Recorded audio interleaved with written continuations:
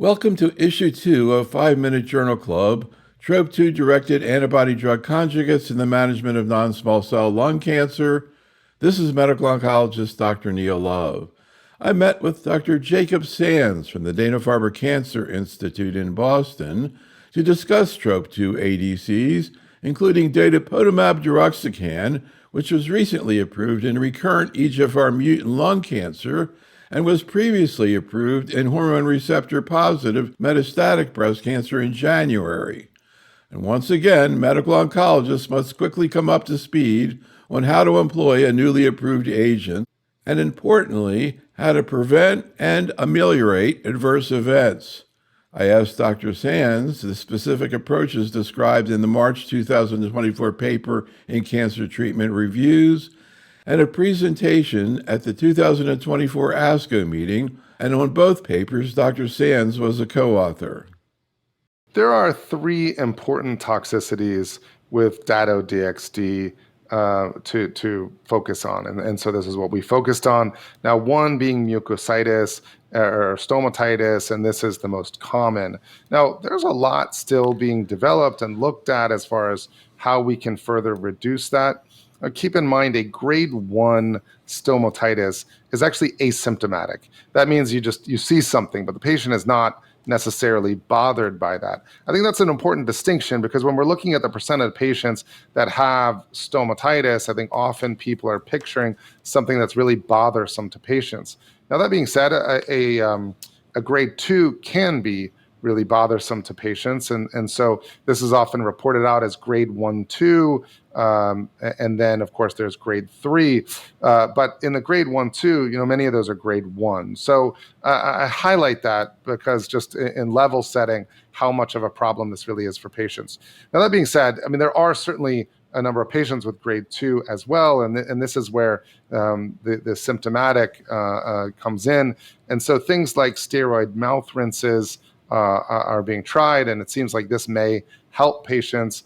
Holding ice chips in their mouth, during the time of infusion might help in reducing the blood flow to the mucous membranes at the time of giving the drug. Now, the half-life of the drug is fairly long, so I don't think that in itself, that alone won't solve it. And this is where the steroid mouth rinses are also important. But even just ice chips for kind of helping with the symptoms as well. I'm hopeful that with this, it will reduce stomatitis. It's not going to resolve it. It's not going to make it not an issue. And so the other thing to mention is that, for some patients, when they initially start their treatment, they have some stomatitis that can actually get better as you get a few doses in. But for patients that really are not tolerating that, or where you're concerned about it, then I think dose reducing is okay. We did see in the dose expansion cohort of Dato-DXd, this was looking at the 4, 6, and 8 milligram per kilogram dose levels, that at the 4 milligram per kilogram dose level, we still see efficacy. So I think the therapeutic window on this is not so small as to lose it entirely if dose reducing. And there are sometimes patients that you need to dose reduce, and I would certainly consider a dose reduction rather than just stopping the drug. But with some of these measures, you can maybe get through the first few, and then things can improve a bit. Now, another one is ocular surface toxicity, and I say it that way because there's still more for us to learn about exactly what's going on there as well. The mechanism of action for developing this toxicity, to my knowledge, is not yet fully described, but I can say that clinically, what patients experience is something like dry eyes. And that can mean a lot of things. I've had multiple discussions with ophthalmologists, and of course, they can get far more specific than me as to some of what's really going on.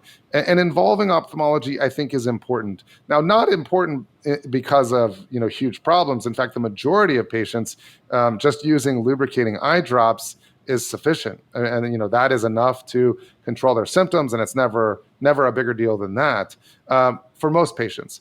But you want to make sure you're not missing something. And one of the great things about the field of ophthalmology is that they can actually see everything that they take care of. So the ophthalmologist can do an exam and give us much more information.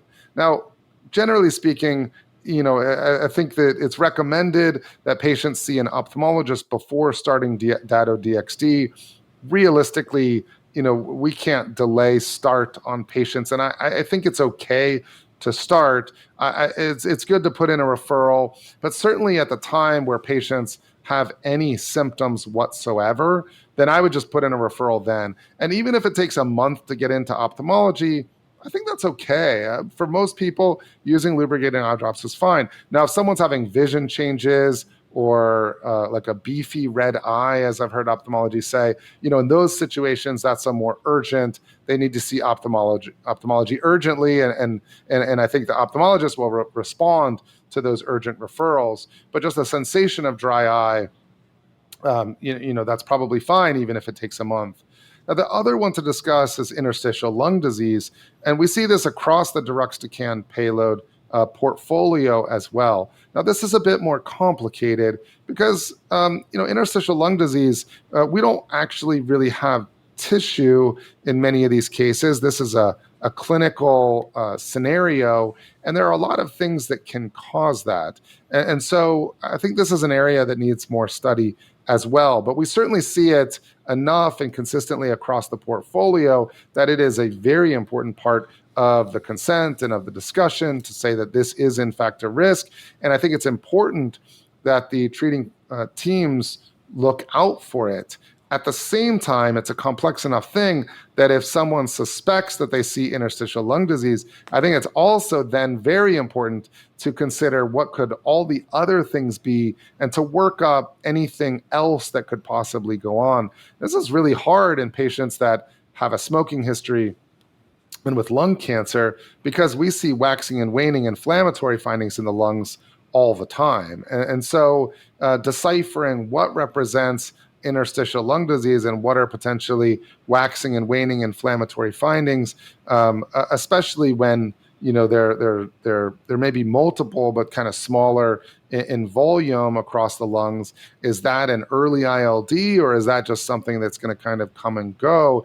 And so involving a multidisciplinary team and doing some kind of workup for that, I think, is really important while you have the opportunity for it. An important variable for all systemic therapies in oncology is CNS activity, and at the 2024 ASCO meeting, CNS findings from the phase 2 TROPION-Lung05 study evaluating Dato-DXd in patients with actionable mutations with prior targeted treatment and platinum-based chemotherapy were presented. The global PFS was very similar in patients with and without baseline brain metastases, and 4 of 18 patients with baseline untreated brain mets experienced objective partial responses. I asked Dr. Sands his take on this data set. It's really important when looking at intracranial activity to get clarity first on which patients had any prior radiation and which of these metastases are untreated. Now, broadly speaking, what we see across multiple studies of the deruxtecan payload is true for patritumab deruxtecan and datopotamab deruxtecan. We see intracranial responses of around 30% when looking at untreated brain mets. And that's not RECIST criteria necessarily, because by intracranial RECIST, a nodule has to be at least a centimeter to be considered measurable. But any sized nodules where we see clear reduction in the size of them, broadly speaking, we see about 30%. Now, that is important to consider, because that means if you're seeing somebody who has intracranial mets and they're asymptomatic, you can start the antibody-drug conjugate. I mean, if it makes sense based upon other clinical criteria, you could start it and see if you see a response. At the same time, it means that even if you don't see anything in the brain, there may be an element of treating or of efficacy for microscopic disease that's not visible. Maybe you delay the time to seeing brain mets develop. But at the same time, it's important to recognize that it is not perfect in the brain. And so in a patient who's getting treated that has intracranial mets develop, but no systemic progression, in those patients, I would say, okay, maybe it's still working quite well systemically, but intracranial efficacy in this case is lost. And so I'd radiate, treat that brain met, but then continue the systemic therapy. And so that distinction, I think, is important. I really wouldn't rely on these drugs to treat the brain long term. I kind of anticipate that at some point there will be progression, but I think you monitor for that. So if there is something and you see a response, great, that can persist, and we certainly do see some patients with really deep responses or even resolution of brain mets on imaging of those that have not been previously radiated. So clear efficacy signal with this deruxtecan payload. So yeah, it's kind of interesting in breast cancer. I guess there was a feeling that antibody-drug conjugates are quote too big to get in the brain or whatever that means. All that just blood-brain barrier, and then TDXD antibody-drug conjugate came along, but there was also a TKI, tucatinib, specifically focusing on the brain. So for a while, when patients have breast cancer, HER2 positive, had brain mets, they would get tucatinib.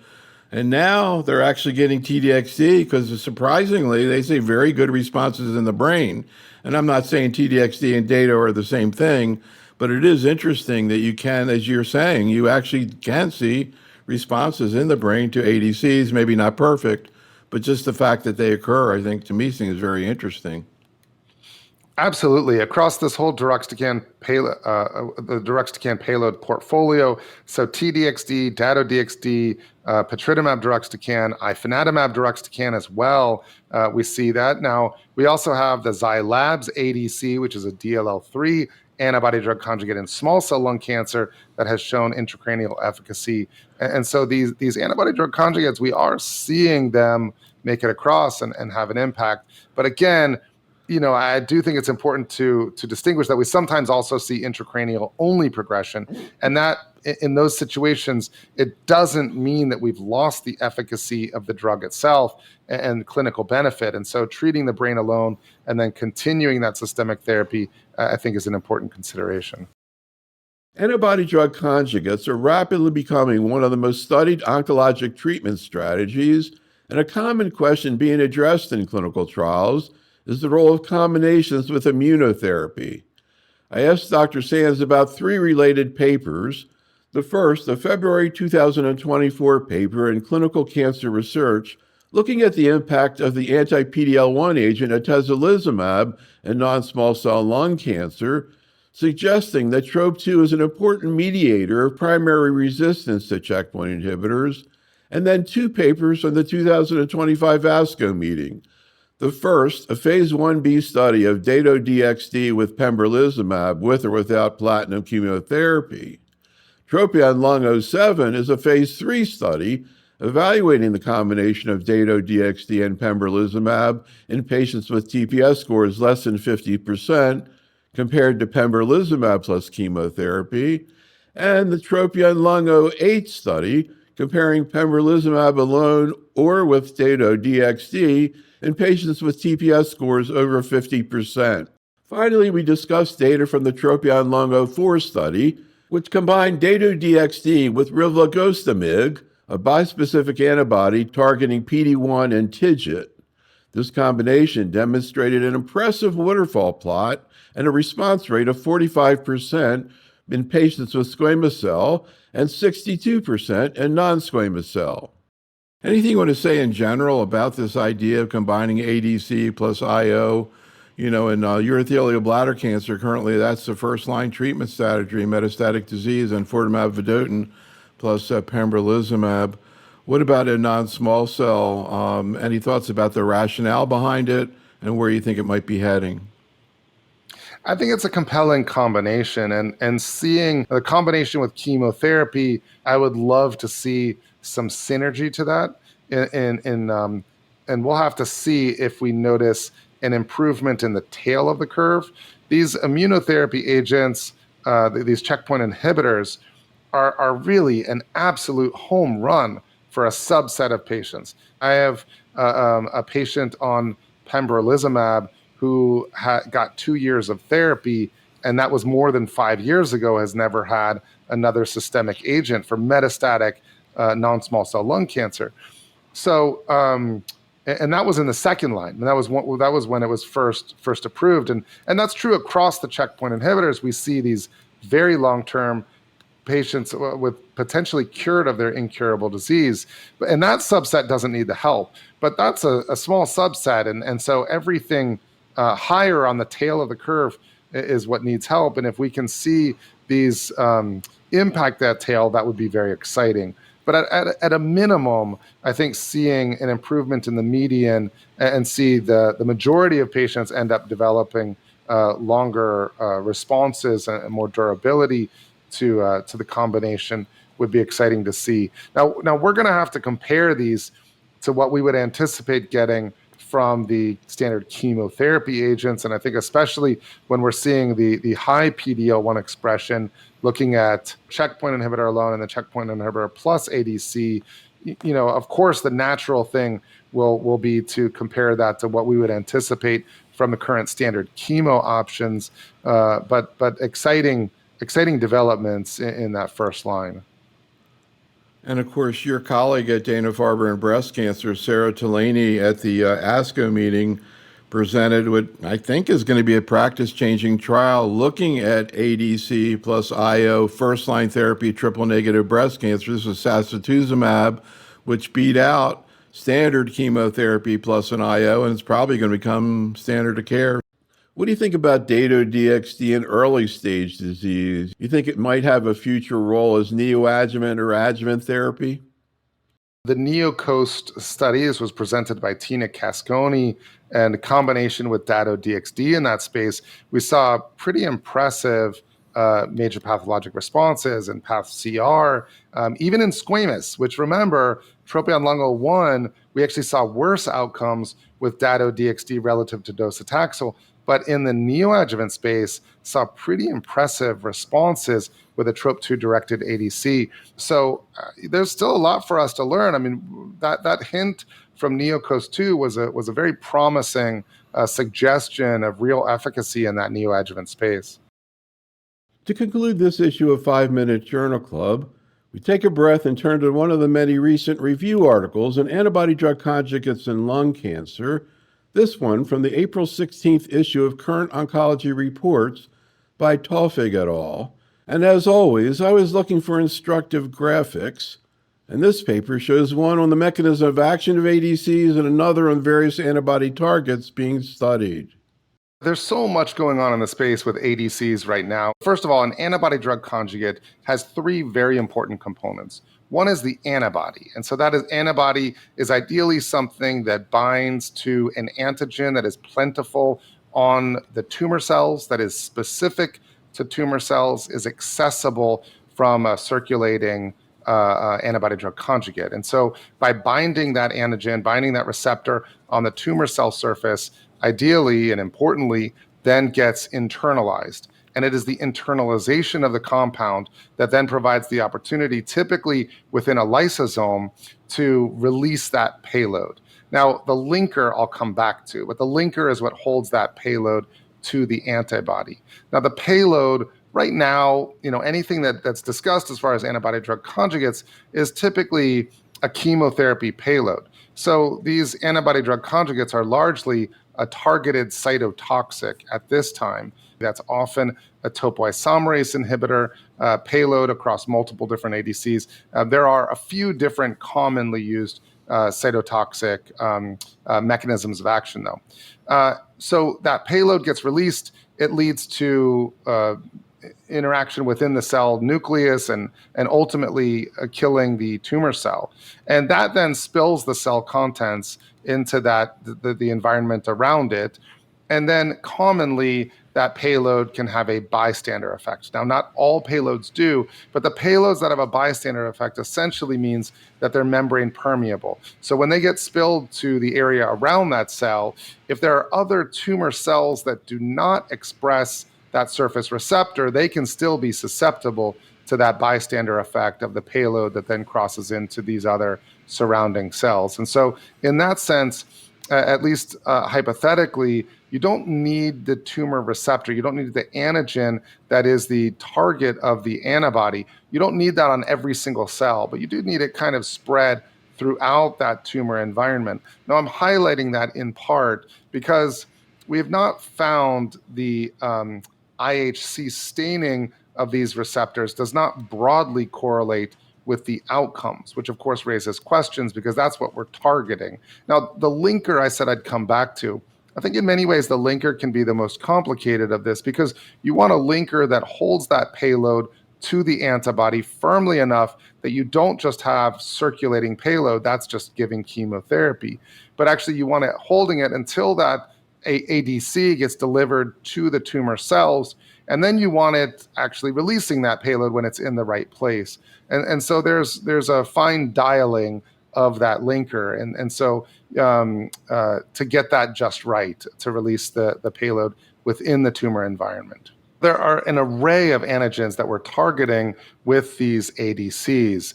There are things that are very common, like TROP2 expression. That's common across multiple different tumor types. And there are a couple drugs on the forefront, but an array of different antibody-drug conjugates that are, in fact, targeting TROP2 expression. There are also targets that are more common within small cell lung cancer, for example. So B7H3 has some ADCs developed against that. SEZ6 we're now seeing. And so these different antigens on tumor cells, drugs are developed depending upon the prevalence of those and concentration within different tumor types. Of course, we have DLL3 within small cell lung cancer that has made a real splash now with tarlatamab and some of the other T-cell engagers. But of course, there are also antibody-drug conjugates that are in development in different stages of development that are targeting DLL3 as well for neuroendocrine carcinomas. Now, things like patritumab deruxtecan, this is a HER3 antibody-drug conjugate, and we see HER3 overexpression or increased expression in tumors that are being treated with targeted therapy for EGFR mutations, HER1. And so with that directed treatment, we see increased expression of HER3, making that a good target then for a HER3 antibody-drug conjugate. So depending upon the specific tumors and certain clinical scenarios, when we're seeing increased expression of those receptors, then that makes for a potential target. Now, that being said, not all antigens are necessarily good targets because they do need to be something that ultimately ends up getting internalized. And so there are multiple steps to this. But as this technology has been further developed, there are more and more targets that we're finding to then be able to target with antibody-drug conjugates. It's exciting to see this class of drug, the antibody-drug conjugates, that are giving us a lot of examples of what looks like a real step forward. This is just the first generation of ADCs, and I'm hopeful that as next generations develop out, we'll take even bigger steps forward. But I think as a class of drugs and a platform, we're seeing clear demonstration of efficacy, of greater delivery of cytotoxics, and in the future we'll likely see other payloads that are even more novel.